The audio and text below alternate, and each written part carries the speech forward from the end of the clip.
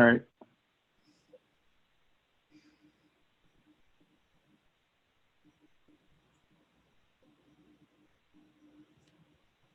Okay, you see my screen? We do. Okay, is everybody here? Everybody who's here is here. We got 33. Let's get going. Okay, let's go. Welcome, everybody. This is the second town hall that's focused on the Governance Task Force recommendations. For those of you who may not be aware, we have a link on the US Chess website for all of the background materials related to the special delegates meeting. So if you go to the website and then click on About and Governance, up will pop the various town halls that have been held on all of the topic areas, as well as Zoom training that's available, as well as the actual motions themselves that are going to be discussed at the special delegates meeting that starts on Saturday and also goes forward on Sunday. So there's plenty of opportunity for anybody that wants more information on any of these topics to obtain it, including this presentation that was done, I don't know, a couple weeks ago. So I'm joined by two other members of the Governance Task Force, Alan Priest and Richard Williams. We're going to walk through the recommendations that are coming out of the Governance Task Force to give you some background on each of them, and then we will take questions after each of the two. We will deal with one of the recommendations, then take questions or comments, and then deal with the other one. For those of you who may not have attended any of these, this is being recorded. You'll also be able to take a look at it if you want to. Again, it's kind of like Groundhog's Day, I guess. Everybody that's on right now is muted so that we don't get a lot of background noise. But when there is the time for questions, if you click the participants button and hit the raise hand icon, you will be put into the queue to ask questions or make comments, and you'll be recognized in the order that you do that. So the agenda, I'm going to talk a little bit about the background and the process related to the Governance Task Force, and then the proposals for creating a nominating committee, and then the proposal for modifying US Chess bylaws are going to be handled by Alan and Richard. And as I said, we'll have questions and comments for discussion after each of the two topic areas. So I think it's useful to just kind of give a little bit of background for those of you who may not be as familiar with exactly how US Chess has changed some of its governance methodology in past years. So probably the biggest relatively recent change was made when we switched the executive board, which at that time was called the policy board, from being elected by the 125 delegates to one member, one vote. And that was done back in 2001 at the annual delegates meeting in Framingham, Massachusetts. That had been a topic for discussion for 2 or 3 years, and certainly was a major change in the way governance was handled. Instead of a small core, 125 individuals being responsible for the entirety of electing what was then the policy board and became the executive board, we switched over to voting members having that responsibility. And the voting members have been, at least at that time, were those members of US Chess who were 16 years of age or older. And as a result, in the elections that followed after that change, we had somewhere in the range of 4,000 to 5,000 ballots that were generally cast.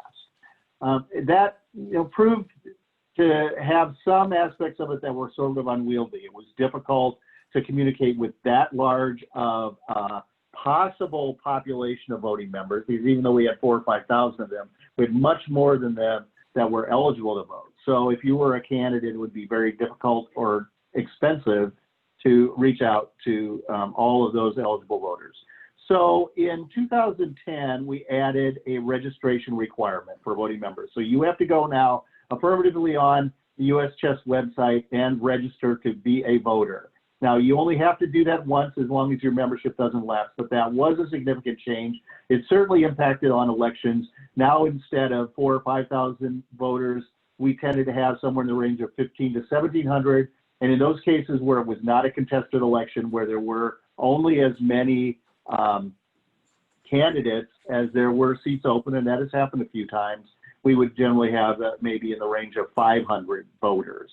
So that changed the way elections were conducted and the outreach to what were now those voters. But, you know, you're still talking over 3,000 people that were registered to vote in any year, and you know, about half that were actually voting, which is still a much larger segment of the U.S. chess population than the 125 that we had before one member, one vote.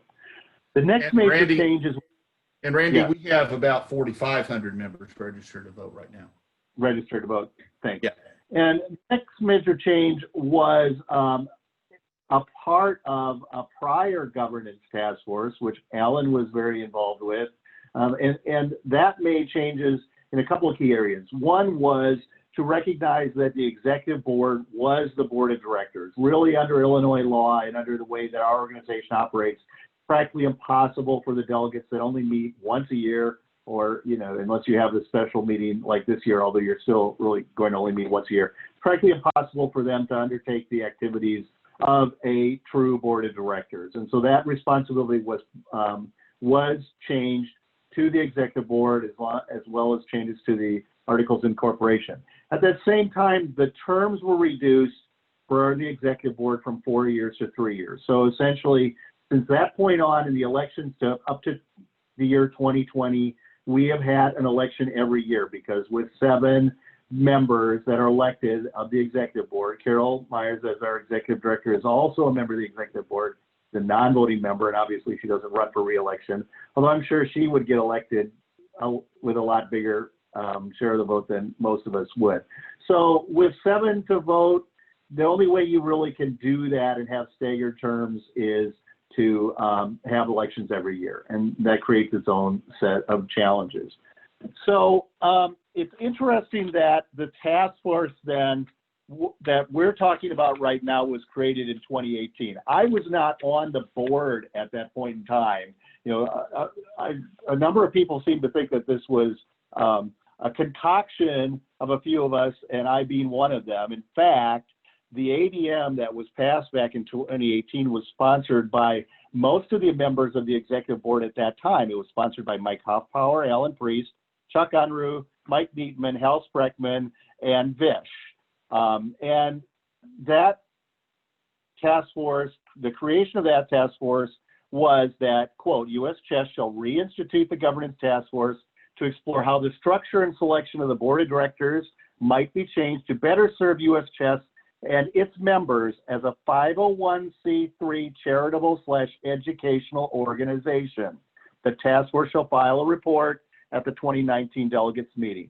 The bylaw, the ADM also provided a rationale, which read, when the prior version of the governance task force explored the governance system, U.S. Chess was still a 501c4 organization. For those of you who are familiar with IRS code, a 501c4 organization is a service organization.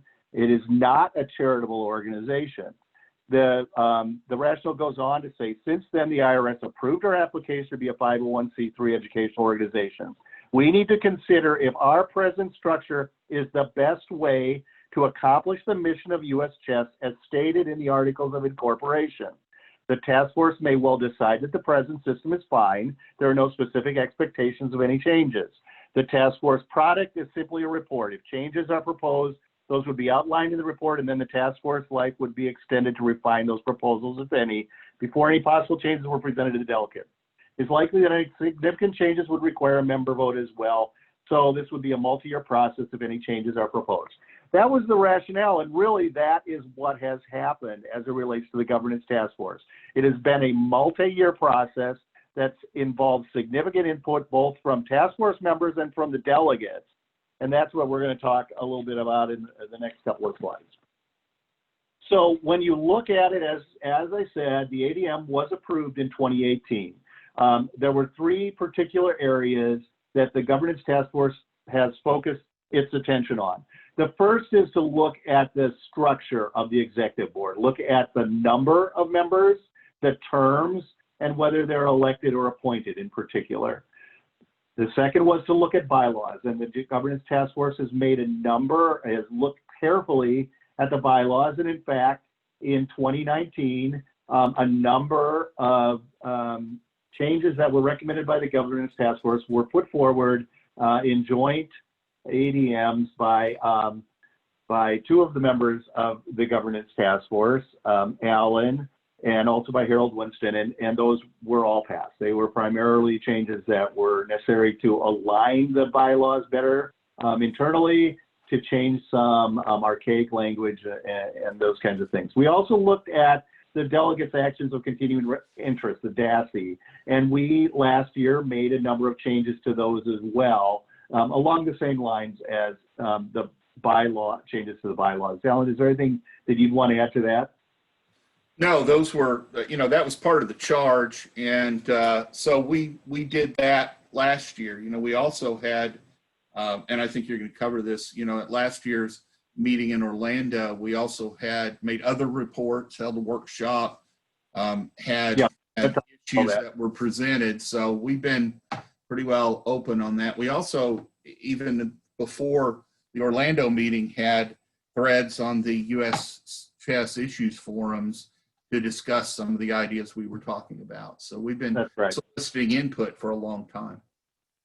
So the 2018 membership, in 2019, in the second year of the Governance Task Force, we did make some changes. There were some people that the time commitments were too great, and so the ultimate members of the 2019 task force are listed there.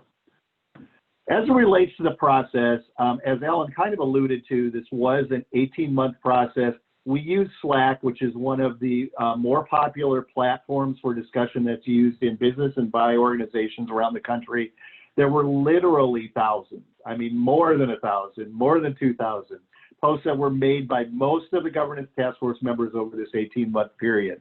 I estimate that I spent anywhere from 2 to 8 hours a week on Governance Task Force just posting and responding to posts. This was a painstaking process, and one that the members of the task force took very seriously.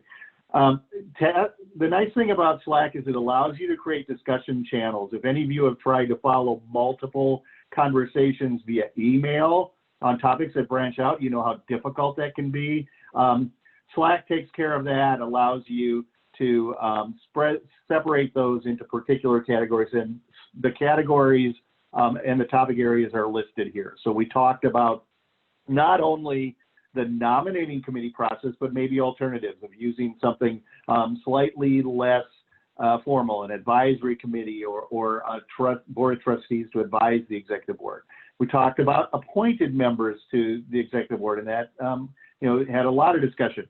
Let me make very clear, there is nothing that we're going to talk about here or at the special delegates meeting that involves appointing members to the executive board. There are no proposals to do so. We are not going to vote on that. So all of the proposals still consider the members of the executive board, other than the executive director, to be elected members. We talked about updating bylaws and the roles of DASI. The structure of the executive board in terms of their members' terms and term limits was certainly a big area of conversation as well, and that is one of the things that we will talk about as being voted out of the Governance Task Force as a recommendation for consideration by the delegates. The other one that was considered that we will discuss is having a nominating committee for elections. Those two recommendations that we're going to discuss were both passed on 7-2 votes by the voting members of the committee. So those, that is what you would consider to be a strong support for those two proposals.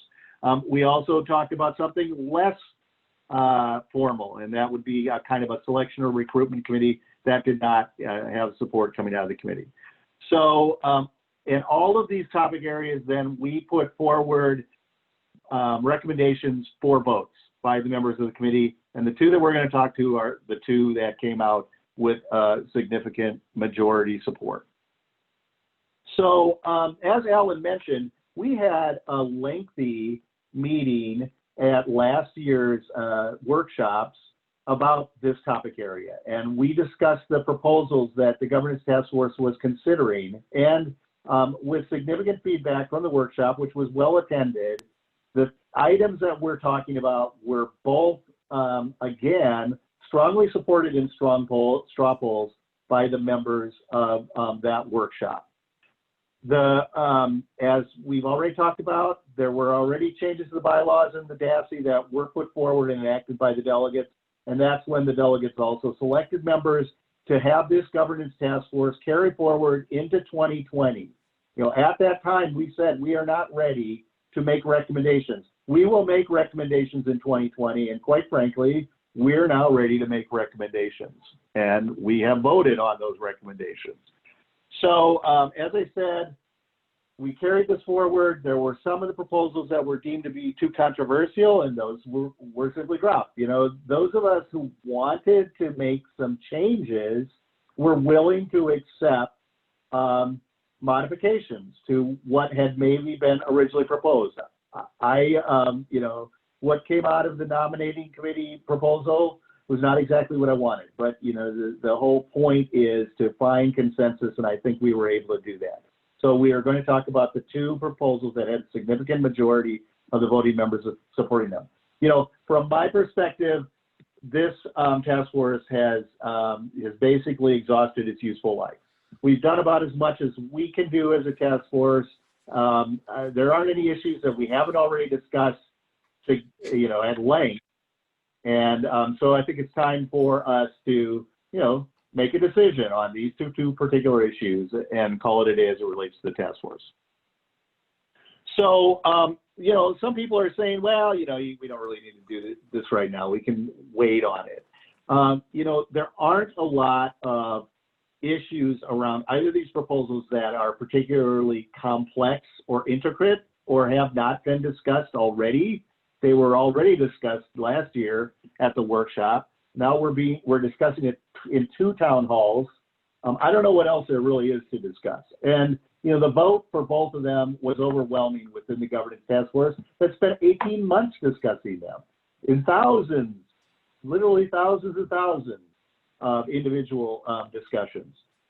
So, you know, they're right for a decision. And, you know, in my day job, I do projects that are based on continuous quality improvement. And as I say to people that, you know, work for me on those, it's always the right time to make improvements to the way your organization operates. And that's what we're talking about doing here. We're not talking about revolutionary changes. We're talking about improving the way US Chess operates. And with that, I'm going to turn it over to Alan. The first proposal that we're going to talk about tonight is actually the second one on the agenda from task force proposals, and that's the nominating committee. The proposal for the nominee committee is to have an 8-member nominating committee. 4 of those will be appointed by the Board of Delegates. 4 will be appointed by the Executive Board. It will require a majority vote of the nominating committee to place someone into nomination. So it's not like one body controls the process. Those members will be appointed for 4-year terms. Some people have pushed back on that, but the reason for the 4-year term is because there's some limitations. The people who are on the nominating committee cannot be running for the executive board. You cannot be appointed to the executive, nominated as a candidate rather, by the nominating committee if you're a member of it. Serving 4-year terms takes you through 2 election cycles. So it'll take you through the election cycle of anybody who's on the board. And it will remove some of that pressure. It also is because this takes a long time, because the purpose is to seek out talent and skills that are needed for the EB and nominate candidates to run for election. It is not an easy task to do. We have not had a surfeit of candidates over the last decade. Candidates can still self-nominate and run, but we have not seen that happen a whole lot. This year, where we had 6 candidates, was a bit unusual, actually, for US Chess. We've not had that many. Nominated candidates that are nominated by this committee must still follow all the other requirements. That was not something I wanted to do particularly, but that was something the committee thought was important. And so nominated Candidates must follow all the other requirements. They must get signatures on petitions. They must pay the filing fee, file a statement of candidacy, all of those same provisions. Next slide. So, as I mentioned, none of the members of the committee can be nominated by the committee. Members of the election committee cannot serve on this committee because they're supposed to be outside that process. In fact, if this passes, there is then a subsequent amendment to the bylaws to prohibit election committee members from serving on the nominating committee. Nomination must be happening by majority vote. So if someone split 4-4, they're not going to be nominated. The provision is to nominate the same number of candidates as there are seats to be filled in the election. I've gotten some pushback on this one. My way to explain that is simple. I'm a CPA. I get recruited for nonprofit boards all the time. If you nominate me if you are searching for me to lend my professional expertise to your nonprofit board, and then you tell me, oh, but we're going to go out and look for more people with your same level of, with your same expertise so they can challenge you for that position, I'm telling you, I'm not doing it. So it just does not work. You've got to nominate the same number of candidates as there are seats to be filled. We also don't want them to nominate fewer. So we want to make sure there's a candidate for every spot. The list must be completed and announced by December the 15th. That's one, to give candidates who are nominated who may not have completed all the other steps time to get that done. It's also to give other candidates who may choose to run outside of the nominating committee to have time to get their processes completed. It is my expectation we will see people who will work on that process before the nominating committee gets their work done anyway. And this is a drop dead date. It does not mean that the nominating committee can't get done by November the 1st if they want to and announce it. It just says they cannot go any later than December the 15th. Next slide, please. And Alan, let me add one thing also. Sure. As it relates to having the nominating committee identify the same number of candidates. You know, those of us who are on the executive board have been kind of responsible informally for already recruiting candidates, and it's a lot of work. And you know, this committee is going to have a lot to do, and expecting them to do more than come up with sufficient candidates to fill the vacant spots is really overkill in terms of what you expect from them. So we want qualified people to serve on this too. We don't want them to have to spend the rest of their, the next several years searching for a plethora of candidates. If we can find as many good candidates as there are seats, then they've done their job, especially since anybody can still run anyway. So on the next slide, you know, why should we do this? Well, the current process is informal and haphazard. There is a small group of people that have been doing this now for the better part of a decade. Okay, what we're doing, and I've been one of them. When we first put this proposal out, if you go back and you look at it, one of the ideas was this needed to be more formal of a process. It needed to have more input. You know, we can keep doing it the way we're doing it. The EB can just do it, which is what's been happening. But it's better for the organization if there is a broader group of people involved. We do run the risk through the current process of not having enough qualified candidates. We had a year where we had 2 folks recruited for 2 seats, and one of those folks backed out at the very last minute because of a personal issue, and that creates a problem. But the current process also has no mechanism to really identify needed talents and expertise of the board. It's not formal in looking for and soliciting the input of others to see what the board really needs. There also is really no open vetting mechanism. So a couple of things in the revised process makes a formalization of how to vet. When we looked at other organizations, it is not only just 501c3s, but corporations in general have this process. In fact, most of the time, the nominating committee is made up of members of the governing board, and they nominate themselves. We've backed away from that to be in respect to the culture that has developed in U.S. chess over time. But we need to move into alignment with best practices for nonprofit organizations. And that's what we're trying to do here. This is also not incompatible with electing directors. Many other organizations use a nominating committee to do exactly what we're talking about, develop members to run, and then the members run, and other folks can run. There is nothing about this proposal that keeps anyone from self-nominating and running. So I also real quickly want to address one other issue. I keep seeing people come up and say the elections ought to be fair. Fair elections, I don't think folks always understand what fair means. A fair election is everybody who's registered gets a ballot in time that they can fill it out and send it back, that they have an opportunity to get it sent back, that every ballot that is received is counted, that the count is done accurately and is reported accurately. That's what a fair election is, okay? Nothing in here changes the fact about having a fair election. We're not changing the electoral process at all. So with that, before we get to the other proposal, we thought we'd give an opportunity to, go ahead, Randy. I want to make one other point, because I have experience with this issue of electing directors that also use a nominating committee. So with two organizations I belong to, one that I know very well, which is the National Association of State Budget Officers, where I've been voted a life member and served on its executive board.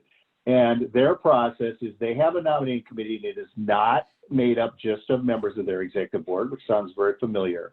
And the nominating committee presents candidates. And then there is the opportunity for others to be nominated. And then they have an election. Now that sounds pretty familiar. And that is another 501c3 organization that's a member organization that elects its board that uses basically a similar process as this. So with that, we'll open it up for questions. I see a hand up, and the first hand that I see up is Harold Winston. Harold, you can unmute. Thank you, Alan. All right, I'm one of the dissenting members of a task force, and I'm also vice chair of the bylaws committee. Bylaws considered this and voted 6 yes, 7 no, 5 needs more thought. 2/3 of the committee thought it even needed more thought, or they were opposed. All right, why? I have a number of problems with the proposal. First of all, Alan says there's nothing that prevents someone from nominating themselves. However, I would take out the wording, the committee shall nominate the same number of candidates as there are open positions for the next election. Because that means if you nominate yourself and you choose not to be indebted to a committee, you're going to get an opponent because the committee is mandated to nominate one person for each slot. I will mention here, when I was elected the second time to the policy board, I had 7 of the 8 members of the executive board endorse my opponents. I still won by a big margin. We don't want to discourage independent people with new ideas. Secondly, I would change the 4-year term to a 1-year term. Most of our committees are 1 year. Even the task force was 1 year, but of course, most of them were chosen to go again the second year. If people are interested, they will be chosen. But the appearance of a 4-year committee looks like the executive board, which would have half the committee, just wants to sort of perpetuate people that are like them.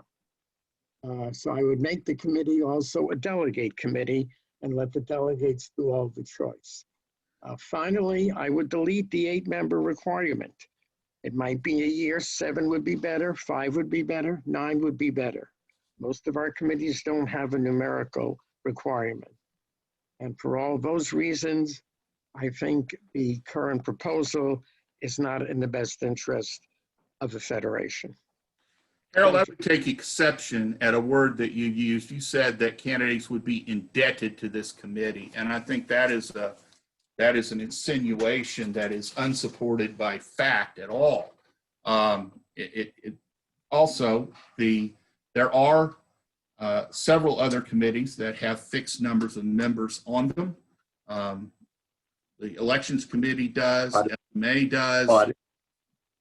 there are, audit does. So there are other committees that do have fixed numbers. And as I explained on the term of the committee, the issue there is, particularly if the next proposal passes, where elections are held every other year, it will take this body a couple of years to work through pulling up people for the next election. And further, it is a multi-year process to get people to run.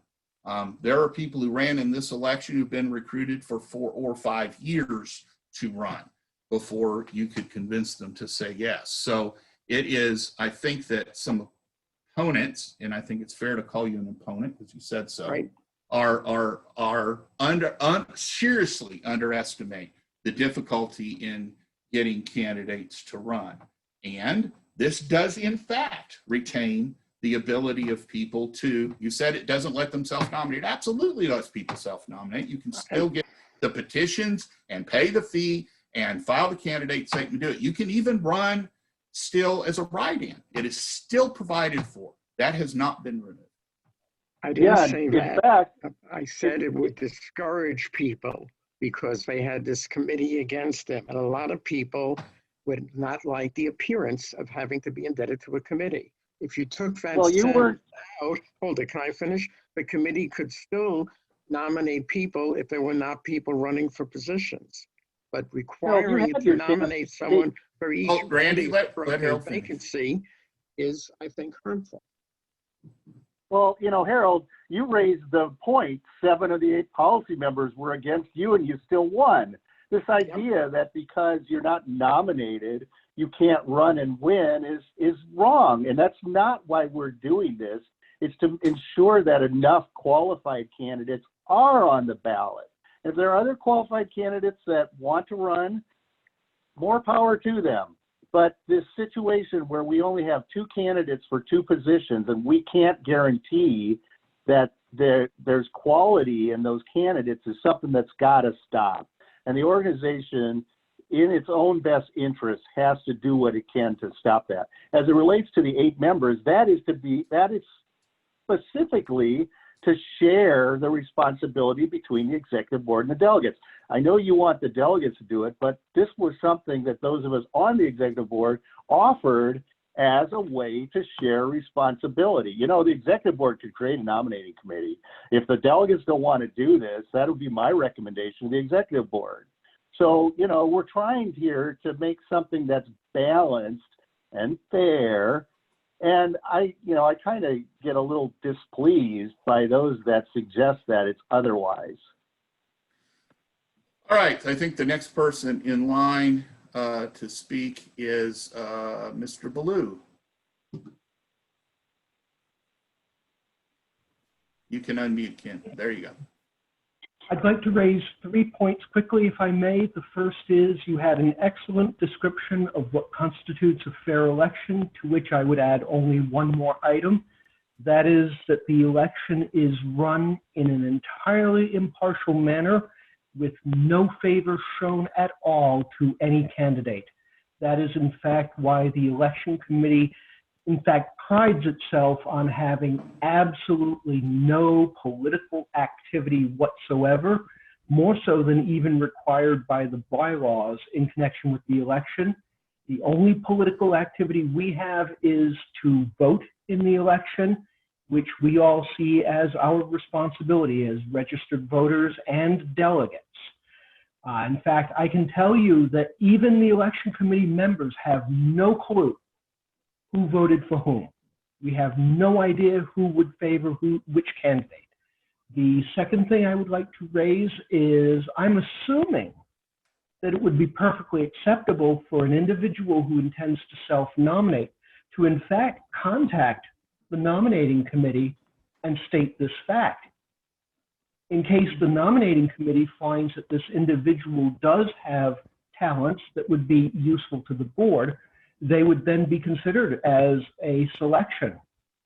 The third point I would like to raise is more of a question. I don't think that the audience here can answer it, but I would be absolutely intrigued to find out how many current and prior executive board members over, say, the past 10 to 15 years have self-nominated just wanted to run for the executive board, wanted to serve, and how many had some considerable arm twisting applied to get them to accept the idea of running for the board.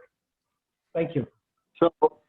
So Ken, your points are all well taken. And so one of the times when I ran, because I have now served on 5 executive boards, Gary Walters literally twisted my arm until Christmas Eve.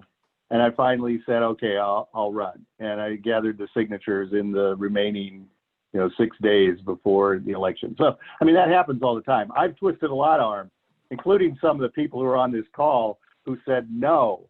So I know how hard it is to do this. So yeah, let's just try and formalize this process. Make it, I don't want to do it on the executive board anymore. It takes a lot of our time. And we got other things we have to spend our time on. I'd like to find 8 qualified people, I'm sure we can, that will take on some of that responsibility. Bill Brock, you are up next. Oh, cool. Hi, You're unmuted. You're there. Nope, you just muted yourself back. unmute now. Beautiful.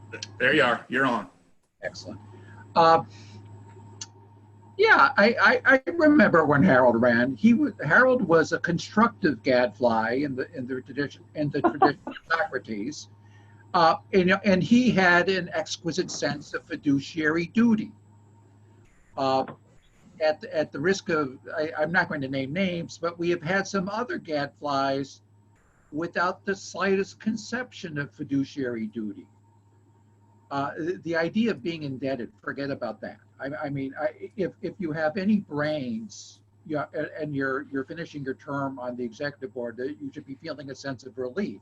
These people have been serving us. The purpose here is to create, number one, to create bandwidth for the board for the work that they've already been doing behind the scenes so they can be more effective, and for other people to help the board choose the best fiduciaries to join them to advance the mission of the organization, okay? Which serves not just the members, but the general public. I have made my objections to minor parts of the proposal clear. I'd rather it be a board development committee than a nominations committee. I would rather not have candidates advertise the fact that they were elected, but generally those are minor. And I think Harold's objections taken as a whole are actually off base, because fiduciary duty determines what we should decide. We are no longer a trade association in which the New York faction and the New Jersey faction are conspiring to undermine each other. We're here to serve our members and more to serve the general public, period. Next, the floor goes to Christina Swice.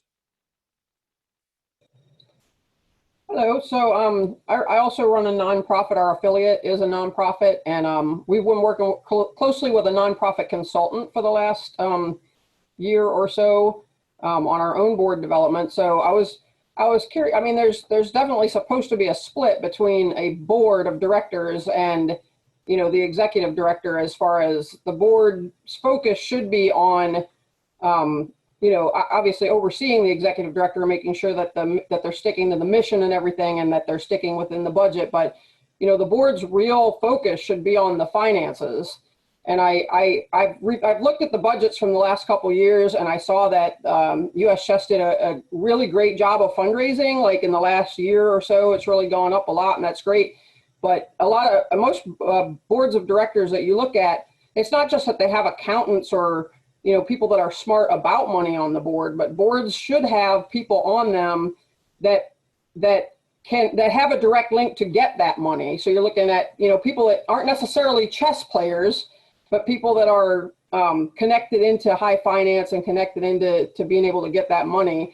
And it feels to me like there's still a lot of overlap between the board kind of getting more into the business of operating the organization, and not enough focus of the board on that, kind of pulling away from the operations and focusing more on fundraising. And I wonder, I mean, as somebody had mentioned, a board development that's the key term there, that, you're seeking a different type of board member than we currently have. So there should be a mix of, people that are savvy about chess and people that are connected into finance. And I'm just asking if that was part of the conversation, or if we're headed in that direction.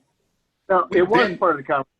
Go ahead, So Randy. first of all, realize that we only have, we elect our board members. So while I tend to agree with your perspective on that, and having served on other nonprofit boards, but our electorate is going to decide. One of the proposals that has not been advanced, that was even more, there was wider split on, was to have some appointed board members. And part of that was to reflect kind of that perspective that you may wish to put people on the board that either have greater financial involvement, or maybe in some other areas that it might balance the board's perspective. That's not something that was supported sufficiently to come out. If you think Harold's against this stuff, he certainly wouldn't have favored that either. So I think we as an organization have to be aware of exactly the issues that you've identified. But, it's one step at a time is kind of the way this is going right now. And I will say, if you just go back and look through the minutes of the board, in fact, most of our meetings you can listen to, right? You're going to find us, are we stuck in the weeds sometimes? Absolutely we are. We're stuck in the weeds in part because we're assigned some tasks by the bylaws, like hearing appeals of people, that cause us to have to get down in the weeds. But, we have spent in the last decade a lot of time on strategic direction of the organization. It's only been in the last few years. I think, Randy, when we developed the first strategic plan, was it about 5 years ago now, 6 years ago? Yeah, I think it was 2014. And we did a massive update on that. A complete review, as we got some new people on the board, and we did a review of that and a rethinking of that. We've done things like create structure for charitable giving. Part of it was coming up and hiring a development director over, frankly, some considerable opposition from certain circles within the organization, not talking about some members who thought that was just silly that we would do that. But that's and we've looked at, in programming, it's more been us about creating structure for programming and facilitating the executive director's push to it. So I think those of us who've been serving certainly get the idea that, we're not debating individual salaries. In fact, I will tell you, most of the ED members don't know the individual salaries of anybody in the organization, except for the executive director, frankly, because we approve her contract. We're not approving who she hires. That's up to her. So I know in the past, the board has been much more down in the weeds, trying to think they were running the organization. But I agree with you, Christina, that is not the job of the board. And folks who want to run for the board because they think they're going to run the federation aren't going into it with the right approach. Mr. Camerata. Alan, Yeah. may I just Go add, ahead, please. something that's relevant to Tina's comments, is that the board recently adopted a set of expectations for U.S. Chess board members that speak in very close alignment to what you just talked about. And it brings in more best practices from authoritative sources like Board Source and others, and the National Council on Nonprofits, that basically outlines what nonprofit boards expectations are. There's the fiduciary duties of loyalty and care and so forth, but it's also that expectation about opening your networks and helping the organization raise money. And that is counter to the culture of US Chess, and we're taking this in baby steps, but at least now those expectations are clear, and we never had any formal written documentation about what the expectations are of board service other than a code of conduct that the delegates, I believe, adopted for the board. So we are making progress, but I wanted to share that, and I think your comments were absolutely on point. All right, Frank, have at it, buddy. Hey, how you doing, Alan? You hear me? Yes, sir. Okay. First, you may or may not be aware that there were 6 of us on the original Blue Ribbon Committee on USCF governance. I think it was 95 or 96. Myself, Steve Doyle, Helen Warren Pinches, I think Woody Harris, and Tom Dorsch. What came out of that committee were a couple of things. One is a recommendation for 8 members, so you always had a supermajority to approve something. Because prior to that, you always had the gang of 4, and it was pretty much a stacked board a lot of times. And we also came up with the idea of having the board itself elect the various positions. Now, to Harold's point, back then you basically had 400 odd voting members of delegates. It was actually possible to contact them all and explain your positions and your qualifications. Now, when you have 10 times as many, that's virtually impossible. So the recommendation of the nominating committee is going to carry a lot of weight with the people who may not know who you are. So I guess my real question here is, how does a person present themselves to the nominating committee for, to have the nominating committee look at their credentials, because the nominating committee can't be familiar with all the members of the federation and what they offer. So that's just a question. Can you approach the nominating committee and say, hey, I'm interested? Sure. Yeah, I think Alan mentioned it as much. I would expect that would be the process. What we do with RFPs is we announce, we request proposals. The nominating committee can request candidate proposal, their candidacy, and then take those under consideration. I would suspect, it's kind of like, I've been involved on nominating committee before. You may interview candidates. You'll certainly review any CVs or resumes they want to send along. You'll talk to people that know them. You'll get people in the chess world that you respect, that will give you leads or suggestions. I mean, it'll be like any kind of process where you're seeking to get qualified candidates or proposals. No, Randy, is there going to be an announcement somewhere that tells members of the board that if you're interested, here's your point of contact? That'll be up to the nominating committee to actually do, but that's how I envision it happening. Now, with the caveat that those of us who have been working on this in recruiting members for the board, if you're making that announcement in October before December, you're way behind. We've been working recruiting people, and it takes 2 and 3 and 5 years sometimes to get people who have a perspective that you want to have to agree. Sometimes it's because they don't want to fool with something. Sometimes they've got a life event happening. When I was asked to run, I had basically just left a job that would have prevented me from having the time to do it. And so when I was recruited to run, at the time by the then board president and the executive director at the time, Mr. Hall, I had just come into a position where I could do it. And further, I had just inherited some money that gave me a little more financial freedom, candidly. So that freed it up. Otherwise, I had turned them down before.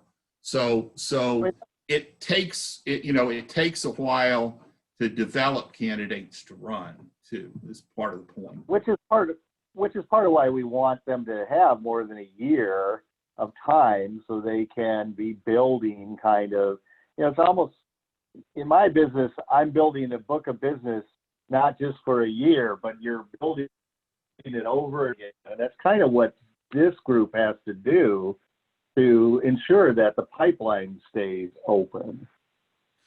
Mr. Kepke, you have the floor. Yeah, kind of. I am good. I'm a little remiss because I didn't bring this up during in the GTF itself, but assuming that the 4-year term actually passes, would it not make more sense for the term of the nominating committee to be 2 years, so that each time you completed an election, you can then, replace the committee members Yeah. if, for example, something either A, some member is not pulling his weight, or B, some member actually wants to run for the board in the next cycle. Well, I get where you're coming from, Richard, and I actually had a similar thought, but what I thought about was having the first 8, having 4 of them have 2-year terms, and then 4 have 4-year terms, so that you're not replacing a whole group all at once. Every 2 years, you'd have half of the committee, coming on and off, so you would keep continuity. I mean, that would, to me, I get concerned about 2 years because, again, now you're only dealing with one election cycle if we go to every other year election. Well, but my other point is, there's no reason why you can't just renominate all 8 nominating committee members. I mean, this is just to basically stop and think, hey, is there anybody here who needs to be changed out, kind of thing. Rather than, just if you look at all our other committees, right? Most of the members of those committees serve year over year after year, even though there's a 1-year term for all of them. But that's not all of them. We have continuity issues with some groups. So the executive board has trustees for our reserve funds, and those are 6-year terms with that same concept that you need to have people that are going to have a long-term view of things, and that's what I think you need here. I mean, just saying they could be reappointed. First of all, then they've just been granted a 2-year term, and that's what they're prepared for. They're not prepared for anything more than that. You can't expect them to be. And so you could very well have that kind of turnover that you don't want. If you believe people can do a good job for 2 years, then you should believe they're going to do a good job for 4 years. I mean, if we ask you to come, I wouldn't be worried that, oh my gosh, Richard might not be good enough. I might want to get rid of him in 2 years. I mean, we're going to put good people on this committee. I have faith in the delegates and the executive board to find people that are willing to do it and do a good job. Yeah, the Chess Trust has 10-year terms. Next up is Alex Aurelia. I'm strongly in favor of this motion. I think that we have an informal nominating committee already that Alan and Randy have alluded to, and I would very much like to see it brought under control of the delegates in the EB.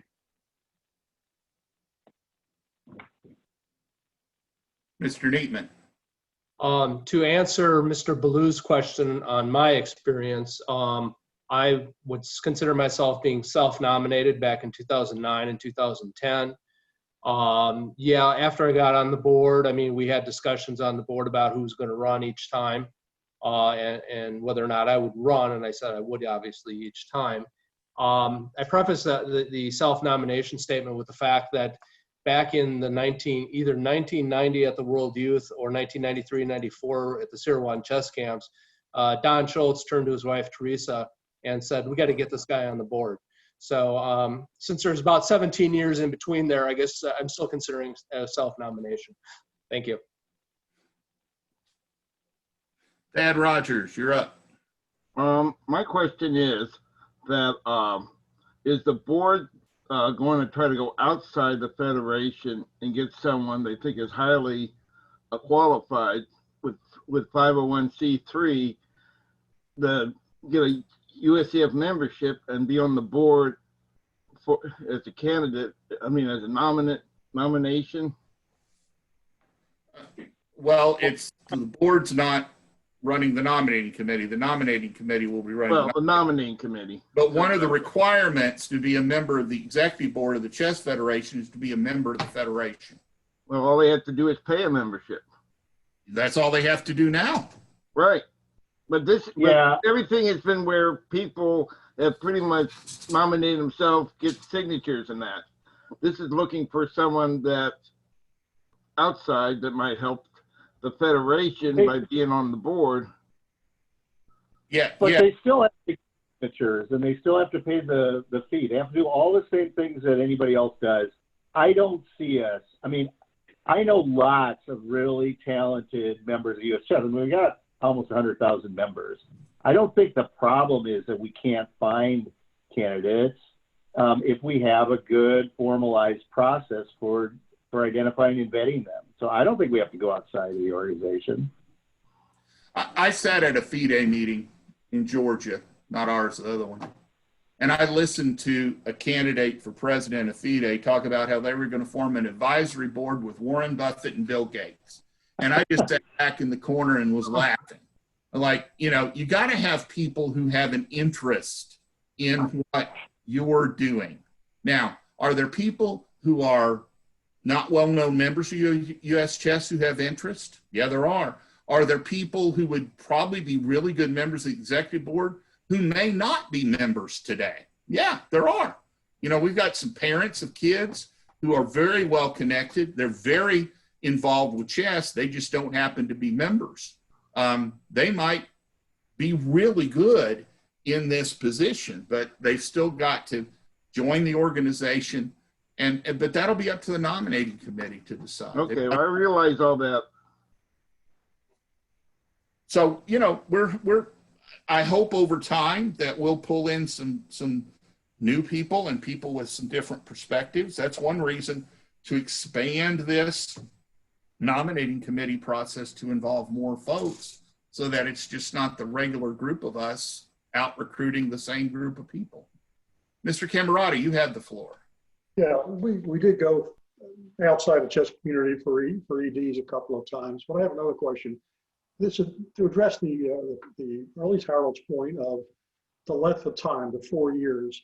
One thing to keep in mind, I think it's important, is as a person cycles off, you lose corporate memory, and I'm not sure you want to give that up. In other words, if people go off every year, you just lose the fact, okay, the same person may apply every couple of years. At least you'll have people that recognize the qualifications of the person and can kind of bring other people up to speed. So be a little careful about stripping yourself of corporate memory too quickly. That's all I have to say.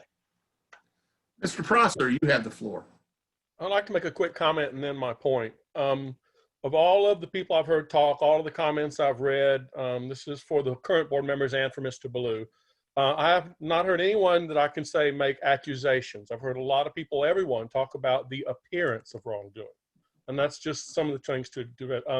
The aforementioned fair elections thing had nothing to do with the way the elections are run. Well, I don't want to go down rabbit holes.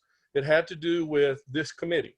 When we form an official committee, this is basically a headhunting committee. We are tasking this committee with finding good candidates for us and the number of candidates for open seats. This committee's choices will then be a slate, no matter how you look at it. This is going to be a slate of candidates. This committee's slate is going to hold a lot of weight, and anyone chosen by this committee is going to have more weight beside their name than someone not chosen by the committee. That's where the fair elections comment came in. It had nothing to do with how the elections is run. Mr. Ballou, you are doing a fabulous job. We're just trying to, someone's trying to alleviate that conflict of interest because it is still there. If we are okay with this, the delegates, we are voting a fundamental change on how we are selecting our board members. We're now going to have an official committee basically select our board members, no matter how you look at it. We can have other people run. And I saw a comment saying sometimes some of those people win. That's true. They can still run. But this committee's choices will have a fundamental advantage because they're chosen by the committee. And I get that. And if that's the way the delegates want to go, more power to us. I will say that we then need to take some of the weeds out of the executive board's executive board meetings. Because some of the people we may choose from that nominating committee may not have a lot of chess experience. And the board right now talks about a lot of chess stuff. So if we take some of those weeds out of y'all's way, you know, this is okay. We just need to know where this is a fundamental shift in how we're selecting our board members. Well, it may be, but you know, it's also kind of like best practices for organizations in general and 501c3s in particular. I mean, we didn't just dream this up. This was something that as we have worked to make ourselves more aligned with high-performing 501c3 organizations, this is what almost all of them. Yeah, I've been on some of them, and I understand. This is why I understand. I know this is where we're headed. I just want this to be said. This is where we're headed. Right now, it seems to be, again, not making accusations, but it's some confusion out there about what this is going to do. This is going to change the way we select our board members. It's going to create a slate every year or every other year brought to us by a nominating committee. My only big concern with this was having executive board members who could be named by that nominating committee, naming people to it, not because I accuse anyone of anything. I just want to just get rid of that possible conflict of interest so people can't accuse board members of doing this. And I know none of our board members would. Our board members are phenomenal. Y'all doing a great job. I just want to relieve you from that possible conflict of interest. That was my only concern. The normal way nominating committees work most places is the board creates a nominating committee, serves on the nominating committee, and is nominated by the nominating committee. I just got my ballot. I think I posted this in the Slack channel for USAA, which is a member-based organization. You've got to be affiliated with the military. I served as an Army chemical officer for a number of years. But it runs an insurance company. So everybody who was nominated, the board has a nominations committee. They nominate people who have experience with insurance management, risk management, finance. Every single one of them has been a member of USAA for years, or the spouse of a member in one case, where the spouse was the one who was the direct member. So they had an interest in the organization, but part of the thing that I've recruited a whole lot of people to the board during the time I've served on it, starting after I'd been on it for a year and a half. Every single one of the persons that I've recruited has won the election. We've told you who we nominated. I sent you letters for the last several elections saying who the nominations committee that I was a part of, the informal one, had nominated. In several of those elections, the people that we recruited for office were the only people who ran. So part of the point is this is occurring now. The difference is this is an official committee appointed by the USCF. This is not, I could go recruit people and say the same thing, but this is an official committee with an official committee stamp. That's the difference. And as long as we're okay with that, I'm good with it. And it'll be shared. The delegates are okay with it. Mr. Cameron has spoken to this a couple of times. I'm going to add in Mr. Messenger, and then we're going to move on. Mr. Messenger, you can unmute and have the floor.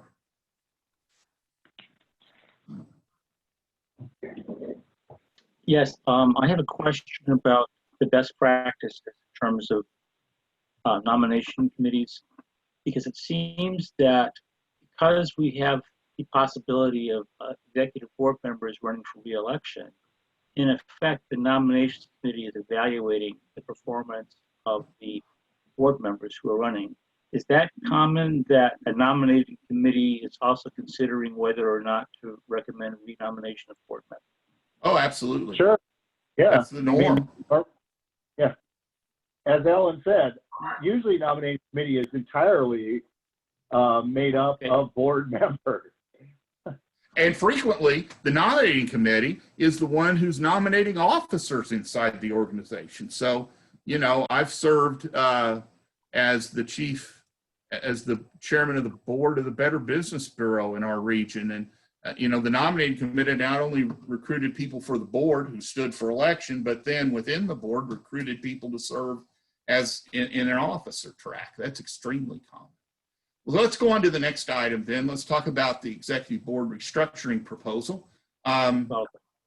This is the next item. The proposal increases the number of voting members from 7 to 8. As Frank mentioned, that was one of those original proposals, been around for a long time. It really increases the number of the board from 8 to 9 because the executive director is a board member, although non-voting. This would mean that tie votes fail. You've got to have a supermajority, basically. You're going to have a 5-3 vote to do something. If you vote 4-4, it won't pass. People say, well, you're not going to get anything done. Well, I'm telling you, as with some considerable experience in nonprofits, a nonprofit shouldn't do anything with a 1 vote margin on the board. 4-3 is not the way to do it. Harold's going to come on in a minute and complain about people who resigned when we had 4-year terms. One of the reasons that happened was we had a 7-member board and you had a 4-person clique running it and wasn't even telling the other 3 when they were having meetings, for heaven's sake. So that's a problem. It returns the term length to 4 years from 3 as it was before 2011. We would elect 4 every other year, which would mean we would have elections only every other year and get us out of this continuous election cycle. There are transition terms through 2023 that would then get us into this 2-year election cycle. So we would have an election in 2021, 22, 23, and then we would go to 25, 27, 29. Next slide. So can I say just one thing about it? Yeah. Alan, one of the major arguments against 4-year terms was that you could elect the entirety of a majority of the board in one election. And I think it was actually Guy Hoffman who said, well, why don't you just go to eight members then, and then you don't get that. That's one of the reasons for this, is you're not going to entirely sway a board composition. But, quite frankly, now I've been on 5 different boards. That is really rare anymore. Maybe it was in the old days, but it isn't anymore. We just don't think that way as a board. But this at least prevents that from being a possibility. So the other thing that we do, these are some procedural things. All the eligibility criteria is in one section now. We've named it 2. Richard Williams did some really good work in helping pull those together because we had eligibility criteria sort of scattered everywhere. The anti-nepotism rules, for example, were like down in section 14 or something, and they needed to be consolidated. It does add a background check requirement, and it does then bar from service anyone who has been convicted or pled no contest to a felony or any crime punishable by more than 1 year in prison. There have been some folks argued against that. I'm sure that will come up later. Alan, if I can speak for a second. Please do, Richard, because you were a person pushing for that change inside. Yeah. Richard Williams, and I've been serving on the GTF since 2018. The first thing this does is, like Alan said, it pulls all the eligibility criteria into one section. This means that all candidates, whether write-in, nominated, self-nominated, however, are going to be treated the same and have to meet the same requirements. As the bylaws are written right now, there are some things that appear not to apply to write-in candidates. This levels that playing field. Second, it adds a background check requirement. This is in line with what US Chess is already doing for all of its employees, volunteers, contractors, etc., at national events. And since we are an organization with many minor members, this is just good business. And thirdly, it bars anyone from executive board service who has been convicted of or pled no contest to a felony or another crime punishable by more than 1 year in prison. That provision is what gives the background check provision teeth. If we take these things independently, right, a background check, what is US Chess able to do with that information? It's not exactly, whether it's elections committee or nominating committee or whoever has it, or US Chess office who has this information, right? Even if it's completely legal to be shared, is that really the proper way to do it? No, the background check is to ensure that this felony bar is met. Executive board members are fiduciaries, as we've been talking about, of US Chess, right? And they owe special duties of trustworthiness, candor, loyalty to the organization, and so on. These are people who must possess high moral character. And we need to be looking to the reputation of the organization, whether that's the optics of being a, heavily invested in scholastic organization, or, or in our current efforts for development and fundraising. And so I think this sets a reasonable bar for the types of people who we want to be representing us at our highest level. Another speaker, I think it might have been Mr. Manella, said, who was all, he said that this doesn't bar people who've been convicted of crimes of serving U.S. chess in another capacity. And I absolutely agree with that. It does not. If they want to be involved, they can be involved. They just can't serve on the executive board because we need people with the highest qualifications there. Now, oh, yeah, go I'm ahead. going to hand this off to you in just a second, Richard. Sure. So the one of the thing, the current proposal limits how long a member can serve on the board. Basically, what it does is it limits a member to three-year terms, although Mr. Neatman is completing 10th years of service because he served a 1-year short term.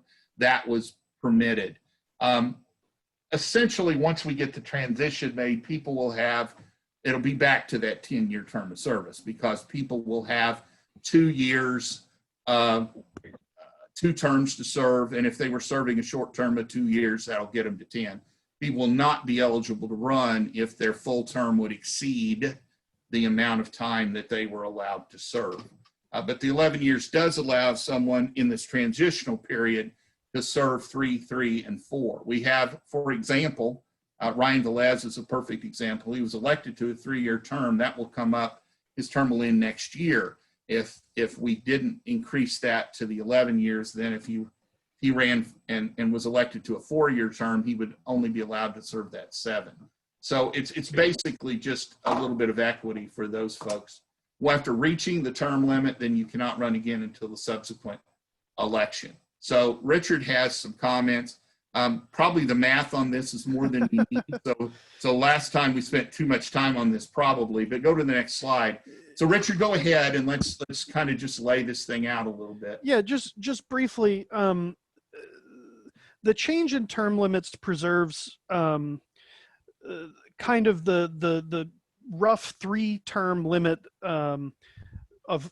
for full terms or more than half a term that's on the table right now.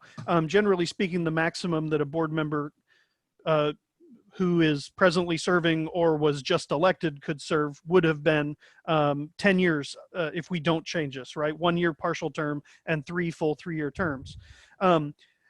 For our new EB members elect, as well as 2 existing members who are not term limited, this would preserve that sort of 3 full term limit just in a term of years without substantially increasing the number of total years that future board members would be able to serve. We're not trying to increase the amount of potential service to 13 years as shown on this slide. We're trying to, the maximum is going to be a firm 11. Most new board members elected 2025 and later are going to serve a maximum of 8 years, right? One of the things that's a problem with the current language is it defines board service in terms of terms rather than years. So that's actually probably just a flaw in the current bylaws that this corrects. Yeah, and so the members elect, the ones who just won their election, would be able to still serve 2 more 4-year terms with this 11-year year limit. And there's 2 of us. Well, right now, Ryan and me, and I promise I am not going to serve. Well, and Mr. Hayter, Mr. Day, and Mr. Fong, right? Like they're also affected by this. Yeah. And so will some get elected next year if the rules change. So I'll run 1 more term and then I'm out of here. You won't so have let's to go to the next. So let's go to the next slide. Why? 1 more slide. So why? Well, we got to get out of annual election cycles. It is disruptive as all get out to have to reform the board every year. We've been fortunate sometimes where we did not have board turnover in an election, and that's allowed us to kind of keep going. We had a 4-year stretch there where we really didn't have any change at all with Ruth Herring as the president, and that was some of the most productive period that I saw in my time on the board. We also reduced the downtime and the cost. We kind of go into semi-paralysis mode when we've got elections going on. This board member expectations, we did that back in spring, and we had to put it on ice till after the election because we didn't want to be accused of trying to influence the election by letting people know how board members ought to behave. Going to 8 eliminates one of the concerns that a majority of the board can be elected at one time. As we have more time together, we build more cohesion, and it increases the board capacity. So, you know, just having that extra person, we have a lot of work. This is a hard-working board. There's a lot of stuff to be done. I'd like to see it be more than 8, but certainly 8's better than 7. And the other thing about it is if you have 8, you don't have 4 to 3 votes. I am firmly convinced that an organization like this one should never do anything. A 4 to 3 vote in favor is the same as losing it. So it ought to be, and if you look over the history, I think of the 9 years I've served, I don't know that we've had any 4 to 3 votes. If we had something that was that close, we might have had 1, but if we had anything that was that close, we pulled it back and worked on it some more so we could get some more buy-in. Yeah, I mean, I know one very big 4 to 3 vote, and that was the move to Crossville, and I really don't think it should have been made at that point in time. I voted against it, as did Bushberg and Don Schultz, but you know, and I think that's the example of something that needed more agreement. That was before I was there. That's okay. So we're going to open this up for questions. The first person with their hand up is Mr. Kepke. I'm going to unmute you, and Harold, you're on deck. Okay, so I just a quick question or comment about the consecutive term limitation. You know, I mean, wouldn't it be better to leave it at 10 and then add an extra provision for transition? Because you know, but what you're going to require with setting it at 11 is 2 to 3 years down the line, we're going to have to change it again to 10 once all those 3-year terms are done, assuming that the 4-year term passes. And so, well, right now it's written as terms. So if we pass everything else and we don't pass that, it's immediately 3 consecutive terms becomes 12. You're right, exactly. I mean, in fact, I was the guy who wrote the language to put it in terms because it was recommended me to do that. And mainly because it meant that if you change the length of the term, you didn't have to change that provision. But if you want to preserve the 9-year thing, right, or something like that, and I'm not complaining about that when I'm the language, I'm just saying that maybe the term limit should really be 10 years. And with the provision that if you were elected originally under a 3-year term, that you can serve in a total of 11 years consecutively. We, as you're aware, Richard, in the task force, we kind of struggled with how to word this and stuff. You got 2 options. You put in 10 years with a provision that accepts a group of people for a while that you're going to have to take out later, or you put in 11, which covers the group of people that you're elected now, which you can take out later and make 10 if you want. But if you have elections every other year, if you have partial terms that are elected every other year, you still end up with 10. I'm also going to add there's no mathematical way to reach 11 based on the other language in there, okay, other than the people who are there.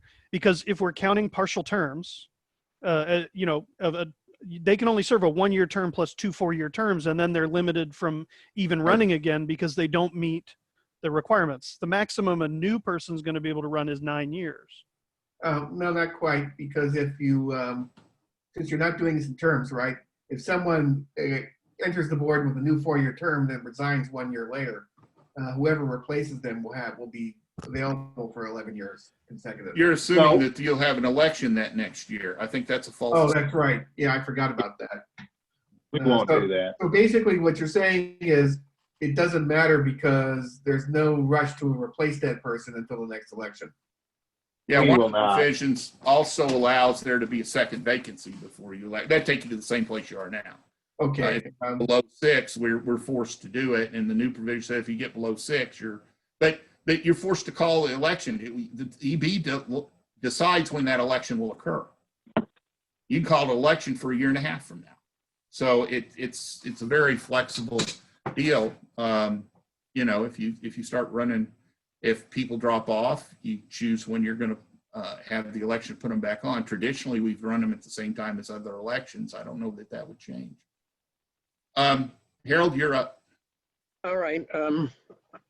Again, I'm one of the dissenters on the task force, although I have no problem with 8 people on the executive board. All right, if we look at our history, which I think is important, we had 3-year terms from 1975 until 1998 through 98, and then again from 2009 up to the present. And in all those years, only 5 people didn't complete their terms. During the roughly 10-year period, we had 4-year terms from 1999 to 2009. 10 people failed to complete the terms. 2 people were removed, and there were 8 resignations. So our history shows there are problems when we have 4-year terms, and mathematics would indicate the same. I have no problem with elections every year. When I first came involved in US chess, their elections were only every 3 years. And a lot of the delegates then, or directors as they were called, sometimes felt people elected to the executive board, then known as the policy board, got too remote and not interested in what they had to say. Now, as far as the number of consecutive years, I think 11 is way too much. We had 10 years before the limit was 8, 2 terms. If someone serves 8 or 7, they can go off the board for a year or 2 and then come back. Randy Bauer did that. I did that. Chuck Unruh did it. Why does it have to be consecutive? I think you lose something if you're on so many consecutive years. This year, the bylaws committee last year took up 4 years versus 3 and voted to 3 over 4 by 9 to 3 to 0 to 1. This year, we discussed it again. Harold, we cannot hear you now. You've turned your. I'm so sorry. How about now? That's much better. We heard about the four thing. Okay, and this year, the committee took it again when it came from the task force, and 6 voted for 4 years, 10 voted for 3 years, 2 needs more thought. Again, 2/3 did not support it. The question of 11-year maximum on bylaws, 7 said yes, 10 said no, 1 said needs more thought. So I think both of these are moves in the wrong direction. Thank you. All right, Randy, so you go ahead and deal with the 4-year resignation issue. So, I mean, seriously, Harold, every time that we talk about this, you have to acknowledge that most of the reasons of the people that resigned during the 4-year terms had nothing to do with the term limit. One of them is on this call, Frank Camerata, who resigned related to conflicts of interest related to House of Staunton and a contract with US Chess. That had nothing to do with the length of the term. Neither did Greg Shahade, whose sister Jen was going to take a job with US Chess, and she could not do that because of the nepotism rules. That had nothing to do with the term, and in fact, it happened early in his term. Robert Tanner had nothing to do with the 4-year term. He resigned because of ethics complaints and sanctions against him. Timothy Hankey had nothing to do with the length of the term. His National Guard Reserve unit was deployed to Kosovo. He could not serve while he was in Kosovo. Joel Channing had nothing to do with the term length. He resigned over the threat of being involved in the lawsuit by Susan Polgar. So right there, you've got 5 of the members, and the other 2 you acknowledge had nothing to do with the term length either. That was Susan Polgar and Paul Trung that were removed from board service.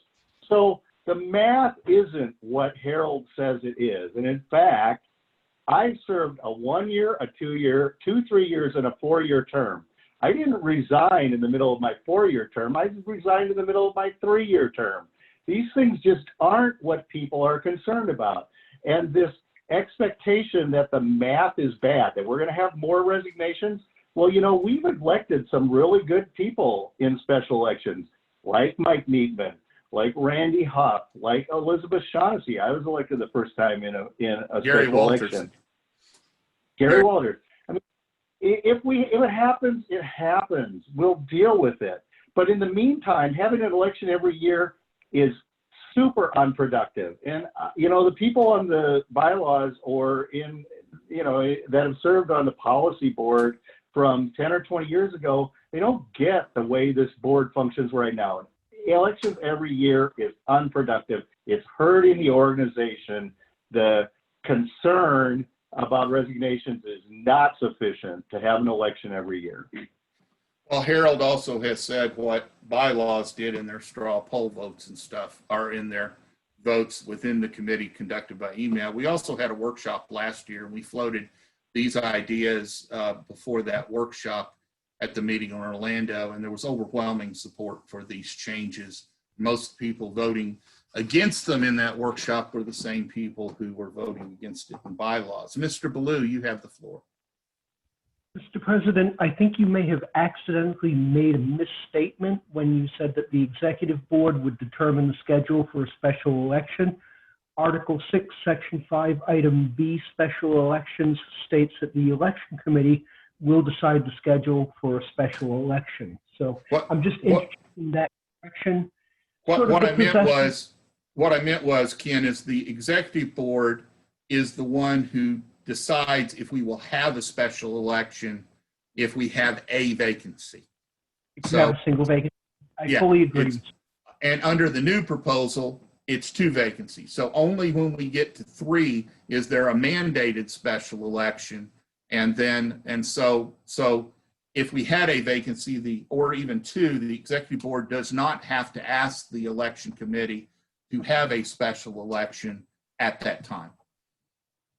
Thank you for the clarification. I'd also like to make one other point. Also, I'm not arguing that we should choose whether to have annual or every other year elections based on financial impact. However, there is a cost to the Federation to run an election. In addition, of course, to the postage to send out ballots, the time and payment for the tellers to count the ballots. The governance coordinator also spends a lot of time handling petitions. This may not be commonly known because the the election committee hasn't really publicized this, so we will write a document. Jen Pearson, or the governance coordinator, receives the petitions and does the first validation of the petitions. She will randomly call, I believe it's 1 out of every 5 signers of a petition. In the case of electronically gathered petitions, we think we will have to raise that. So there's a staff cost in validating the petitions. I think this year, because of 6 candidates, the governance coordinator may have spent as long as 1 month processing the petitions. I know that the I keep saying executive, the election committee received the petitions fairly close to the deadline because of the number of candidates. That's a non-trivial cost. Mr. Velez, you have the floor. Frank Camerata, you are on deck. Yes, I wanted to make a point, and before I do so, I wish to give the caveat that I completely and utterly and very deeply respect the service of Harold Winston. I don't want my comment to be taken out of context in that way. But I think I got the quote right. I wrote it down, but Harold said, "I think you lose something when you serve so many consecutive years on the board." And I think that's very important to understand when we consider how many people on this call and in the Federation have served so many consecutive years as committee chairs and co-chairs and things like that. So if we're going to look at it negatively for board service, we have to look at that negatively for committee service. And again, I respect the service of the people who are doing that, but I think that that can't be something that we make arguments upon unless we're going to start pointing fingers at each other. My other point is, as somebody who is affected by the 11-year term versus the 10-year term, I am fully, completely willing to serve as long as people are willing to elect me to serve. And if I term out, that's great. If I lose an election, that is okay. I'm not going to be mad about that. But it does put a very bad taste in my mouth to serve 7 years and be cut short 1 to 4 years, depending on how you count it under which system or which combination of systems. And that to me would be something that I would have to look at and go, maybe I don't want to run for a second term. That's not a threat to not run. I probably will still run. But I think that it's really just a grandfather clause to kind of respect the fact that we have elected people who are under one system. And to me, I think that that's very important. And I don't think most people will be able to serve 11 years. I think it's literally just the people. And if necessary, I would serve 10 years and resign so that it wouldn't be 11 if that would make people happy. We would really prefer you not do that. We really. I know. I'm just saying, like, the 11 Harold would number is only a complain that convenient number. That's all my point is. That's Harold would complain that we had somebody in a 4-year term that resigned before it was over. I love you, Harold. Frank, you have the floor. Ms. Weiss, you're on deck.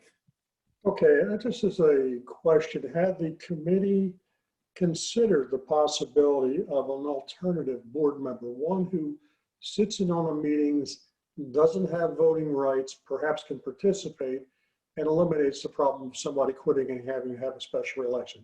Just curious as to whether that was even considered. That kind of is what was. That was sort of what was presented when they were talk about like a board of trustees or some advisory committee to the executive board.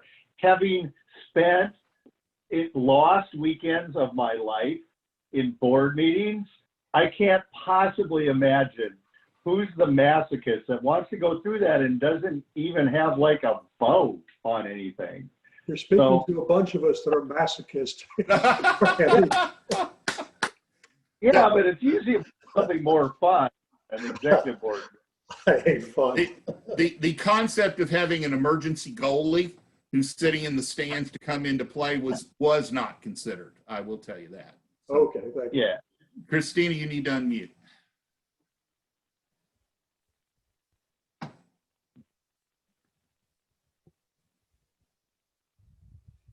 Christina Swice, you're not unmuted. We're not hearing you. You have the floor. There we go. All right. It was. There, now you are. Okay. So I guess I just have a simple request because I'm not the only, maybe I am the only one that's confused, but I know that when you change terms and number of people on board, it gets confusing as far as, you know, the staggering of the elections and things like that. And at some point I thought I heard there was almost a consideration of like the long-term impact of just this startup year of the new, you know, if this is passed. So I know like when you have a brand new nonprofit, you're a brand new, you know, you put it in the bylaws, like a special section on like what the startup, like, okay, these guys are going to serve 1 year just for the startup election. And then these guys are going to serve 2 years if they get the most votes. And then it rotates into 2 years so that the board elections are staggered. Could you put something like that in a document for us so that we can see it before we vote? Because I need to understand that. It's in the motion. It's in the motion. Oh, it is in the motion. Okay. It's in the motion. It's section 8, terms of service. To implement I'm reading straight from the motion. To implement the transition of term lengths, which by the way, the motions were sent to you all by mail and they were also sent out by email. They're on the website under the governance section for the special delegates meeting. And this is posted in Slack channel 10 of the U.S. Delegates Workspace, which is where I'm reading it from. Section number 8, terms of office, skipping down just a minute. To implement the transition of term lengths from 3 to 4 years, the following will apply to those elected in the 2021 regular board election and thereafter. In 2021, 2 board members will be elected to 4-year terms that expire in 2025. 1 will be elected to a 2-year term that expires in 2023. In 2022, 2 board members will be elected to 3-year terms that expire in 2025. And in 2023 and odd numbered years thereafter, 4 executive board members will be elected to 4-year terms. So in 2021, we elect 2 to 4, 1 to 2. In 2022, we elect 2 to 3. And then in 2023, we'll be on. So, you know, if it passes in 2021, 2 of the members that will be elected will essentially be term limited to 8. And, you know, this is not uncommon. When I mentioned I've served a 1, 2, 2 3s, and a 4-year term, it's other than the one which was a special election. The others were because of this kind of transitional term. So, you know, it's happened a lot. I don't think it's really impacted people in terms of whether they're wanting to run or not. And the other thing is that when you have different lengths, what has happened before is the top vote getters get the longer terms, and then the next in line gets the shorter term. And I think that is up to the election committee, if I recall. Totally But, up to you them. know, They could that have makes separate sense. elections for those two. That's what The person who contributed this section largely was Mr. Hoffman. Mr. Baloo, you have the floor.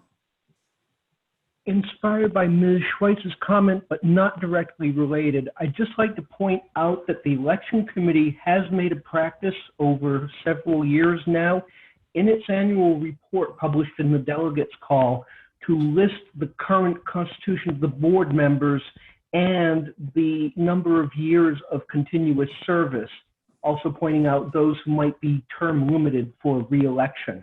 This might be something that the office would see fit to post somewhere. Thank you. I don't have any other hands raised. Let's take votes. We actually have a couple of straw polls lined up. Those are, one, to help you practice with the voting procedure that we'll use for the meeting. They are also, two, to gauge a sense of the support for these proposals. We know what the support was at the last one. I'm not going to taint this one by telling you what that was. We did announce it then. But after this, I'll tell you not only what we have gathered at this, but I'll tell you what the prior town hall, some of which you were in, had. So I'm going to launch the poll on straw poll number 1 for the formation of the nominations committee. And when you announce the vote, Alan, just so everybody knows, the three of us that are presenters cannot participate in the poll, but we will be added to the totals separately, right? Right.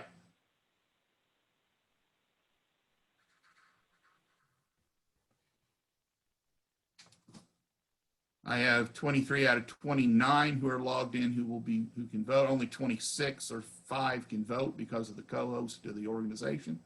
So I think I have everybody who's eligible to vote who is voted. I will end that. I'll share the results. We have 18 of those who have voted in favor. Against was 5, abstain at this point was 4. And there are 3 of us who were able to vote who are co-hosts. We were all on the committee and voted in favor of it there. So I think we're all supporting of it. So that would be 21-5 to 4. That's a bit more support than we had with the last town hall. The last town hall was 23-13. So we're going to stop sharing that, and I'm going to give you the second one. This is about the changes in the executive board proposal. So if we could vote on that issue. 20 of you all have voted. 24, 5, 6, that should be everybody. We will end that and share that. That support is stronger than it was last time. Last time we had 25 in favor and 11 opposed, with a couple of people more abstaining. So this time it's 23-4 to 1. And we do have 3 of us presenting, which would make 26. So thank you all very much. If you do have questions or issues, please, please, please visit the Slack workspace that we have. You've all been invited to it. There are separate channels for each motion that will be considered at the meeting. So this one, the bylaws change, is motion 10. The nominations committee motion is motion 12. And there's been a robust exchange going on there, even right prior to the meeting.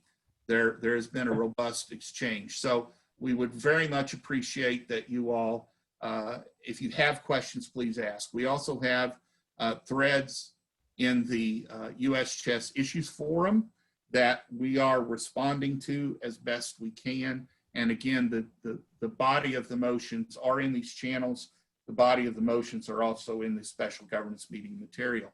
Mr. Baloo, you have your hand up. You have a comment.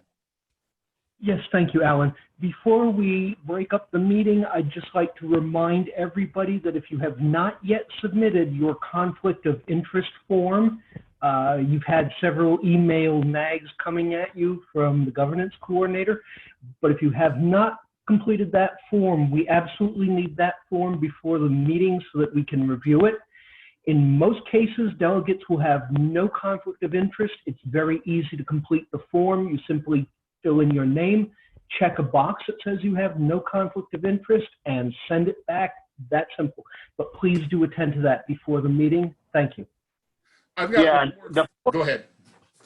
the form, you can fill the form out online. You don't have to, like, you know, exit in and find a scanner and send it back. You can do it online and just submit it once you've saved it. So it's very user friendly.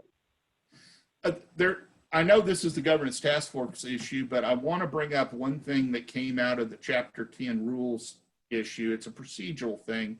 Some of you all may not have attended a town hall on that. And when we had the most recent one, we talked about this issue. So this is just for you all to think about as we go into that meeting. We have a provision in our bylaws that rules changes, and this is the Chapter 10 is about creating real rules for online play. For them to be effective this year, they must pass with 85% of the vote. If they pass with less than 85% of the vote, but 2/3 but less than 85%, it has to come back next year unaltered to be voted on again. If it passes with 2/3, then it comes into the rules. The idea for that is to keep us from having rules changes that have not been very well thought out. Please review, if you did not go to one, please review the stuff from the town hall meeting. The recordings of them are up in the governance section in the special delegates meeting, and those links have been emailed to you so that you understand that proposal, because we really need to get that in place. And so we need to have a broad base of support for it to go ahead and get adopted now and facilitate all the online play we've got going on under a set of guidelines rather than a set of rules. So I just want people to be aware we've got to have that level of vote. We don't have to have that level of vote for anything else, but we do have that in here.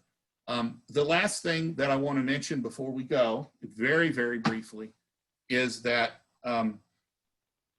we will be, if I rule a motion out of order in the meeting, don't freak out, listen. We had this come up the other day, and someone made a motion in our dry run that I ruled out of order because it simply was an improper motion. They motioned to table something to a meeting next year. Some of you all may be thinking about that. That's not the right way to do that. So if you make a motion that way, I'll rule it out of order, and then I'll tell you how to do it right, so that you can make the motion you really want to make. So you certainly can make motions on everything that's on here. As long as it's germane to the issue. You can't make a motion for something that's not germane. But amendments and stuff like that, we'll welcome those.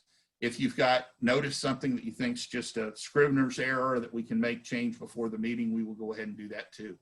And we have changed a couple things as we got some feedback. So folks, thank you all so much. I know I've seen so many of you all at all these meetings. I appreciate the time and dedication that you all have put in toward US Chess. And I look forward to seeing you on Saturday and Sunday, and then I look forward to a break for myself. So thank you all very much, and we'll see you all later on.